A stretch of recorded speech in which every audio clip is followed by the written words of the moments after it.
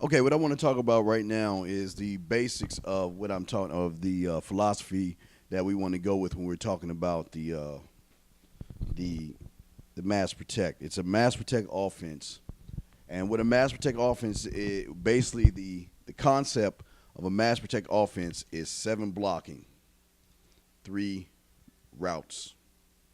All right, so basically it's a 7 block, 3 route type of offense where again, like I said, unless you have certain rules and leagues where the tight end can't play, kind of like what Joe Gibbs did, the tight end play like an H back position or something.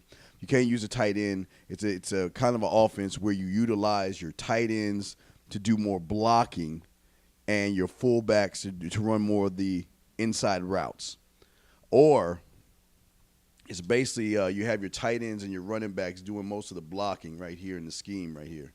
If we're looking at a scheme, tight end and the running back will both block, which then it depends on the safety help. Remember, everything is if we look at if we kind of look at the philosophy here, everything is based on the safeties of what you do with your 2 wide receivers. You got 2 wide receivers.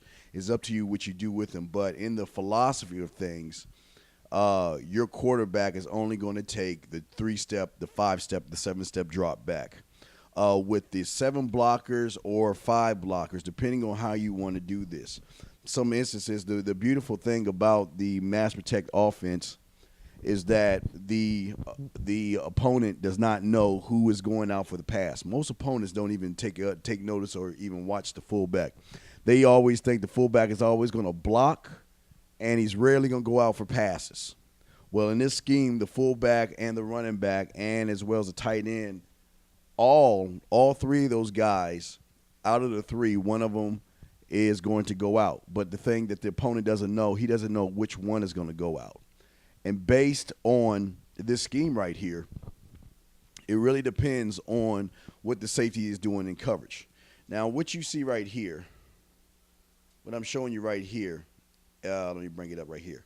What I'm showing you right here is another form and this is a single back formation and everything that you can run this formation on. Now, remember, everything is really based on the play of the safety. The safeties are going to tell you what you can and cannot do as a wide receiver. Excuse me, as a wide receiver. Oops, I went too far over. Golly, I don't want to mess that up. Let me bring that over here. Safeties are really going to tell you what you can and can't do. The way the offense is going to work is it is predicated on not only on your opponent but where the safety is left. Now, now remember, the safety, your opponent is either going to take 4 positions. Excuse me.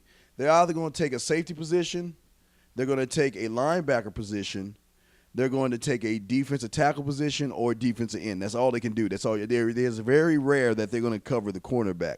They'll leave the cornerbacks on their island themselves. But most of the times, you're going to see a lot of people come down and help as far as the run protection, the other man up in the box. Now, what this system does, it allows you to run a different type of offense that is going to force your opponent to change his gameplay out of frustration.